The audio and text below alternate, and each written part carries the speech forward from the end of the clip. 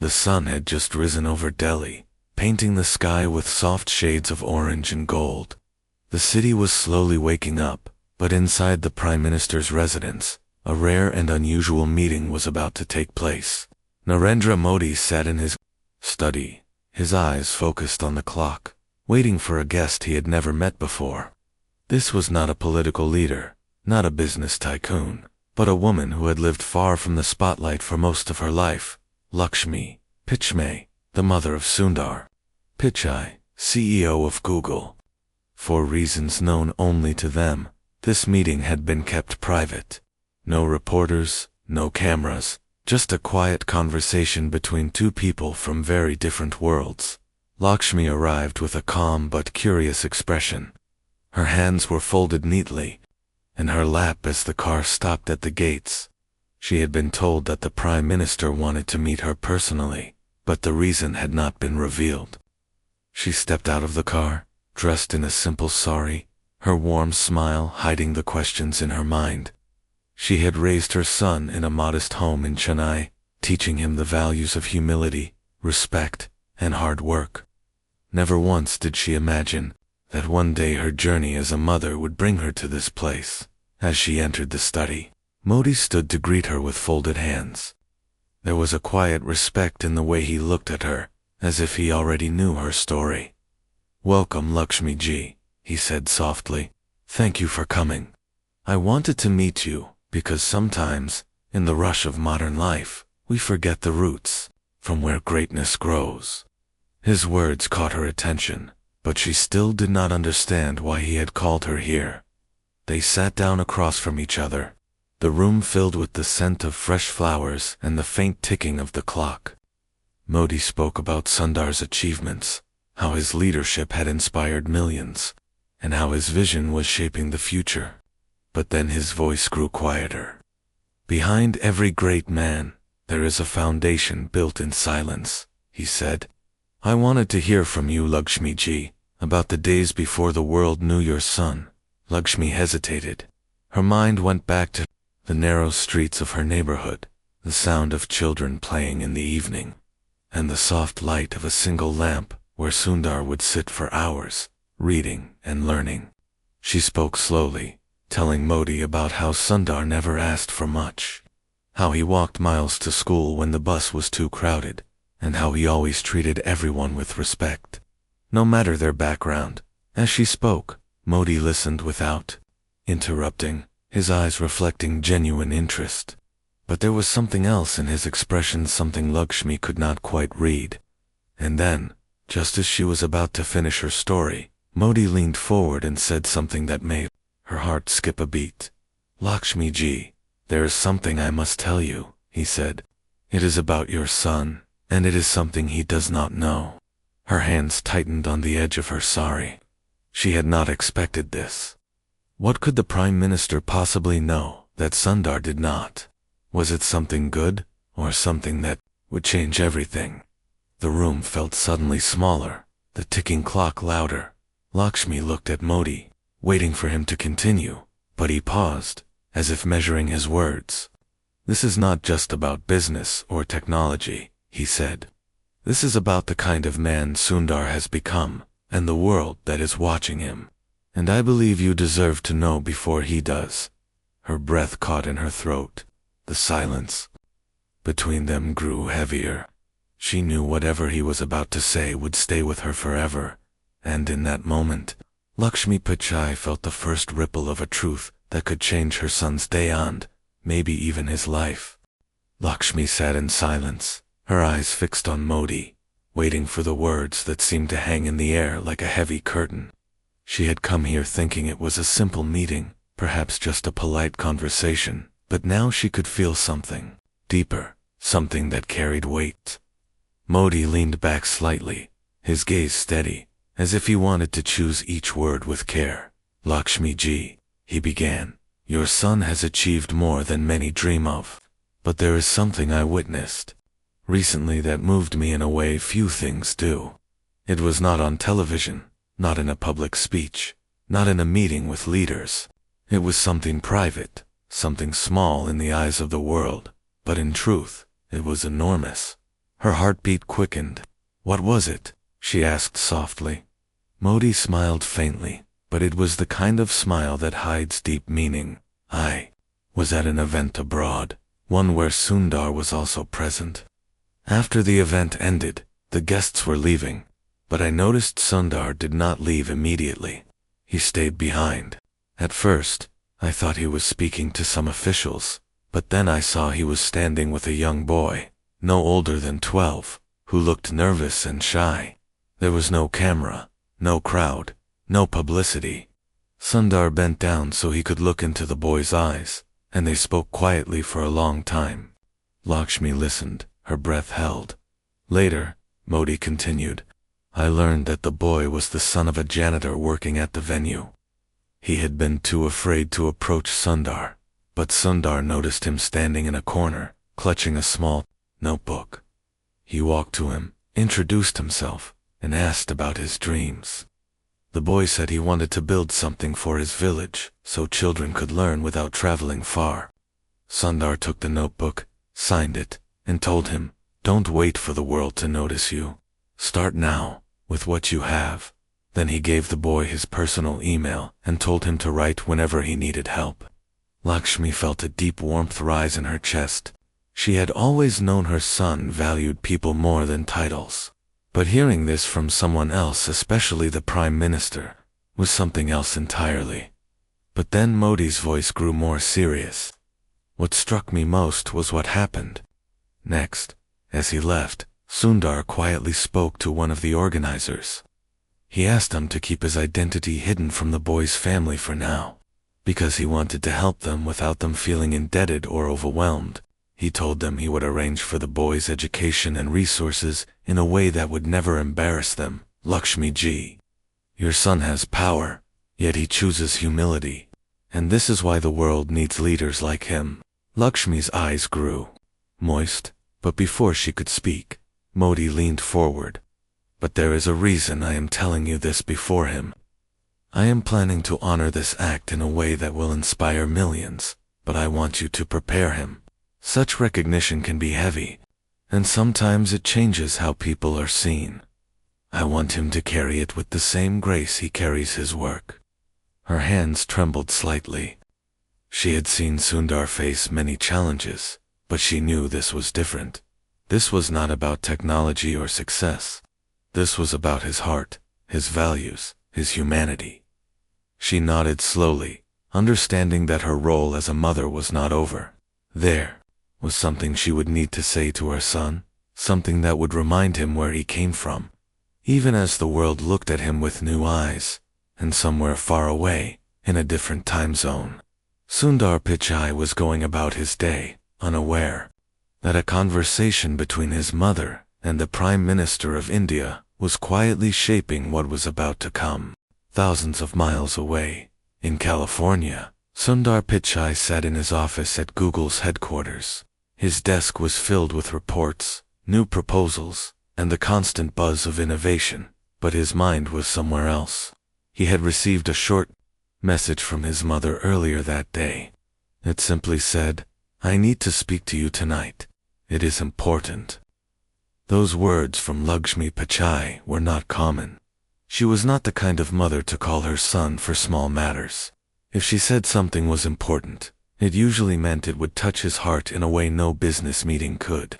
Still, Sundar had no idea that his mother had just spent the morning in a private conversation with the Prime Minister of India. That evening, when the video call connected, Sundar saw his mother's face on the screen. She was smiling, but there was a weight in her eyes. Amma, is everything all right? He asked gently. Lakshmi nodded, but instead of answering directly, she asked, do you remember the day you met a boy after that event overseas? The boy whose father worked as a janitor? Sundar blinked, surprised. Yes, of course. I remember him well. His name is Arjun. Why are you asking about him? Lakshmi's voice softened. Because someone else remembers that day too. And that someone is Narendra Modi. Sundar leaned back in his chair, confused. Modi ji. He saw that. Yes, she replied. He not only saw it, he has been thinking about it. He told me the whole story today, in detail. He was moved by what you did, and, Sundar, he is planning to share it with the world. Sun. Brow furrowed. Uma, I never did that for attention.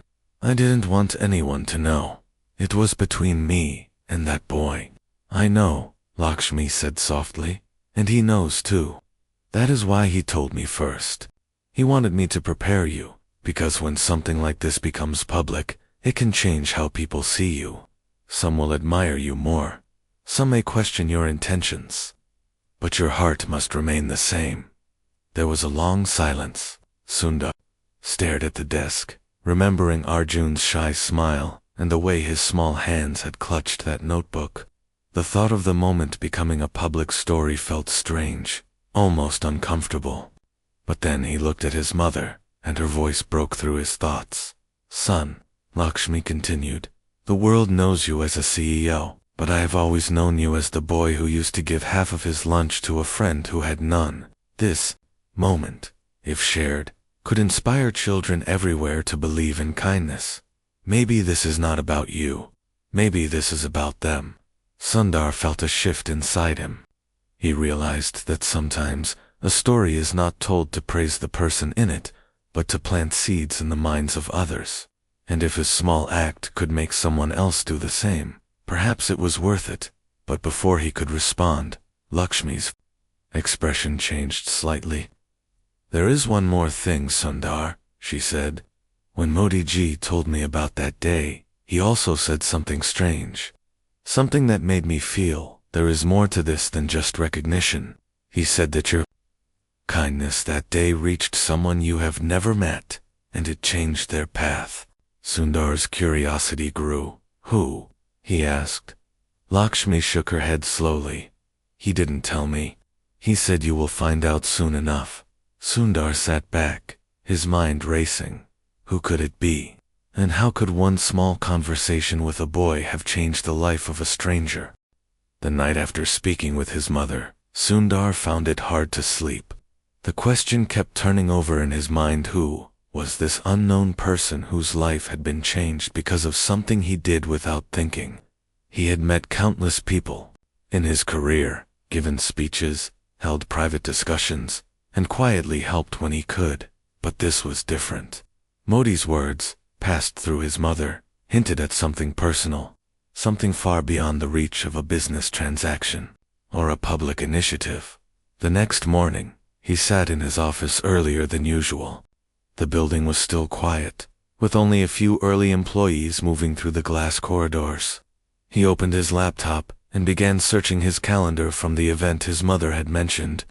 He remembered the exact date, the location, the flow of the program. His mind replayed that moment with Arjun, the shy boy. But the mystery was not about Arjun. It was about someone else who had been affected. As he scrolled through his notes, his phone buzzed. It was an email from an unknown address. The subject line was simple: "Thank you for what you did." Hesitating for a moment, he opened it. The email began, "Dear Mr. Pichai, you do not know me, but I know you. On the day you spoke to a young boy at the International Forum, I was working behind the stage as a technician. My job was to manage the sound and lighting. I had been feeling hopeless that week. My father had lost his job. My sister's education was about to stop because we couldn't afford the fees, and I was thinking of quitting my work to return to my village. But then I saw you talking to that boy. I saw the way you listened to him as if he was the most important person in the room. No cameras, no speeches, just kindness. That night I went home and told my father about what I saw. I said, if someone as busy as him can take time to listen and encourage, then maybe I can keep going too. I decided to stay, work harder, and save enough to send my sister back to school. Today, she is in her second year of college. You may not remember me, but I will never forget you." Sundar read the words twice, his hands resting still on the desk. The stranger's name at the end of the email was Ravi Kumar. He leaned back, a quiet heaviness in his chest. This was what Modi had meant. The act had been meant for one boy, But someone else, someone completely unexpected, had been touched by it. He thought of what his mother had said. Maybe it's not about you. Maybe it's about them. Later that evening, Sundar called his mother. Again, Amma, he said softly. I think I found the person Modi ji was talking about. He read the email to her. She listened silently until he finished, and then she said, Son, now you understand why kindness has no walls. It reaches where you least expect. But before the warmth of that truth could settle fully, his mother added something else. There is more, Sundar. Modi ji told me he plans to meet you in person soon, but not in his office. He wants to take you somewhere first. He said it's a place that will remind you of your own journey. Sundar felt a quiet intrigue. Where? He asked. He didn't say. Lakshmi replied. But from the way he spoke, I think it will not be a place of power. It will be a place of roots. And for the first time in many months, Sundar felt a strange mix of nervousness and anticipation, as if the next step in his journey was not about leading the future, but about remembering the past. A week later, Sundar landed in Delhi under a soft winter sun.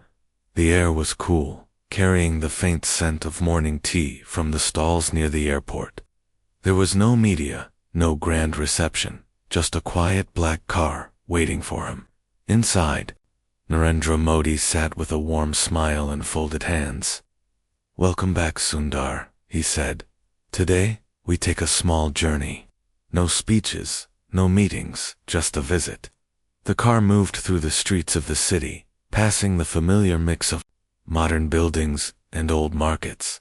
Sundar tried to guess their destination, but Modi gave no clues. He only spoke about life in simple terms, about humility, patience, and how the greatest lessons often come from the smallest corners of our lives. After almost an hour, the car stopped in a modest neighborhood far from the polished heart of the city. The streets were narrow, lined with small shops and homes with peeling paint. Children ran barefoot along the road, their laughter echoing in the air. Come, Modi said, stepping out. They walked together through the lane until they reached a small, single-story school building. The walls were faded, and the signboard was chipped, but the sound of children reciting lessons filled the air. Sundar paused, feeling something stir inside him. Modi looked at him. This, he said, is where the boy you met that day Arjun now studies. And this school exists today because of you. Sundar turned sharply toward him. Because of me. But I didn't. You did, Modi interrupted gently. After you spoke to Arjun, he went home with new courage. He told his father he wanted to keep studying, no matter how hard it was. His father spoke to others in the community, and slowly they began raising small funds to repair this school. But it was not enough. That is when Ravi Kumar, the man who wrote to you, stepped in. He convinced his friends to help. They contacted people who believed in education. Your single moment of kindness started a chain, Sundar. And now, look. They stepped inside the school. The walls were decorated with handmade charts, the desks neatly arranged. Children looked up, their eyes wide, as the two men entered. One boy stood at the back, taller than the rest, his hair slightly messy, but his smile bright. Sundar recognized him instantly. Arjun Da. The boy walked forward, holding the same small notebook Sundar had signed years ago. Sir, he said quietly, I still write in it every day. You told me to start with what I have. I started with this. Sundar felt his throat tighten. He crouched down so he could meet the boy's eyes, just like he had the first time. And, look how far you've come, he said. For a few moments, the world outside seemed to fade. Sundar saw the faces of children who had hope, the dusty floor that was now swept clean, and the faded walls that carried dreams bigger than their cracks. He realized this visit was not just to honor him, it was to remind him that his true work was not only in technology, but in the lives he could touch quietly. As they left the school, Modi placed a hand on his shoulder. You see, Sundar leadership is not about the size of your stage, it is about the size of your impact when no one is watching. Sundar nodded slowly, the weight of those words sinking deep. But before they reached the car, Modi added, "There is still one more place I want to take you. And this one is even closer to your roots." The car moved again, leaving the narrow lanes of the neighborhood behind. Sundar remained quiet, looking out the window as the streets changed from busy markets to calmer, greener roads. Modi didn't say much either, but there was a certain softness in his expression, as if he knew the destination would speak for itself. After some time, the car slowed down in front of a modest railway station. It was not large or polished, just a small platform with a few benches, a tea stall, and the familiar hum of trains passing by. Sundar stepped out, confused. "Why here?" he asked. Modi smiled. "This is not just any station. This is where your father used to bring you when you were a boy, isn't it?" Sundar's eyes widened. He had not been here in decades, yet the smell of the tea, the distant whistle of a train, and the sound of footsteps on the platform brought his childhood back in an instant. He remembered standing here with his father, waiting for the train that would take him to school competitions or city libraries. Those moments had shaped him the small journeys that felt big because they carried dreams. Modi continued. "Lakshmi ji told me how you used to stand here, holding your books, excited to learn something new. She said, 'This place is where your curiosity began. And I wanted to bring you here to remind you that no matter how far you go, the starting point matters.'" They walked along the platform. Sundar saw the same old bench where he once sat as a boy, the chipped paint still clinging to it. He ran his fingers over the wood, feeling the rough edges. For a moment, he was no longer a CEO or a leader. He was just a boy from Chennai, who had big dreams and a train ticket in his pocket. A man from the tea stall recognized him and came forward. "Shyly, sir. You may not remember me, but I used to serve tea here when you were a boy. You once gave me your last coin because I didn't have change for a customer. I never forgot that." Sundar smiled warmly. "I didn't think you'd remember that." The man nodded. "Kindness stays longer than we think." As the train approached the station, Modi turned to Sundar. "You see, Sundar, the rare conversation between me and your mother was never only about recognition. It was about showing you that the values she taught you, humility, kindness, resilience, are your true legacy. Technology will change, titles will fade, but the lives you touch quietly will last forever." Sundar looked at Modi, then at the train rolling in, its sound echoing across the platform. In that moment, he understood something deeply. His journey was not measured by where he stood, but by the people who stood taller because of him. As they left the station, the winter sun began to set, casting a golden light over the tracks. Sundar felt a peace he had not felt in years. The day had started as a mystery, but it ended as a reminder. Greatness is not in how high you climb, but in how many hands you pull up with you. And somewhere, in a small school classroom, Arjun opened his notebook again, writing words he hoped to live by just as a boy named Sundar once did. Days later, Sundar returned to California, but something inside him had shifted. The meetings, the presentations, the usual pace of his work still filled his days.